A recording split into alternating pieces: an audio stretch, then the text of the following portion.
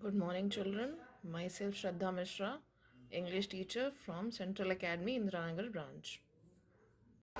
A very good morning, children. In the previous class, we studied about sentences. I told you sentences are the group of words which makes a complete sense. And today I'll tell you about the two parts of the sentence. A complete sentence has two parts. First is subject and second is predicate. Children, subject is the naming part and predicate is the telling part. First of all, let us talk about subject. Subject is the naming part and subject tells us who or what the sentence is about. Let us take one example. Rohan played soccer. In this sentence, you can see, children, what is the subject? The subject is Rohan, because this is the naming part and we are talking about Rohan in the sentence. Let us try one more example. The apple is red. Children, can you guess what is the subject in this sentence? Yes, the apple. Subject is the apple, because the sentence is talking about the apple. What is red? The apple is red. Similarly, in this sentence, who played soccer? Rohan played soccer. So we are talking about Rohan. So Rohan is the subject in this sentence.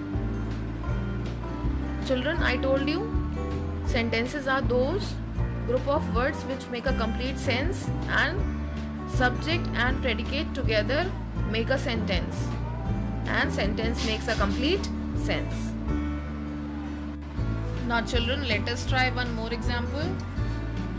The rain sounded like a lullaby. In this sentence, children, what is subject? Can you guess? Guess. The subject is the rain. What sounded like a lullaby? The rain. So we are talking about the rain in this sentence. Now children, we have completed with the first part of the sentence, which was the subject, and now we'll move to the second part of the sentence, which is called as predicate.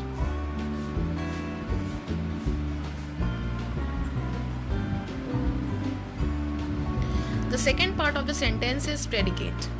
The predicate tells what the subject is all about. In other words, it tells what something or someone does. Now I'll explain you with the help of examples. First example is Mr. John lost his hat. Children, which part shows what Mr. John did? What did he do? Mr. John lost his hat. He lost his hat. So children, what is predicate in this sentence? Can you guess? The predicate is lost his hat. Similarly, let us take one more example. A bee buzzed around me. Now children, tell me what is the predicate? The predicate is buzzed around me. First of all, what is subject? The subject is a bee. We are talking about a bee. What the bee did? Can you tell me? The bee buzzed around me. So predicate is the telling part, you all know. So buzzed around me is predicate. Let's try one more example, children. The ball rolled down the hill. What is the subject, children, first of all? The subject is the ball. About whom we are talking? We are talking about the ball. So the ball is the subject. And what did the subject do? What did the ball do? The ball rolled down the hill. So here the predicate is rolled down the hill.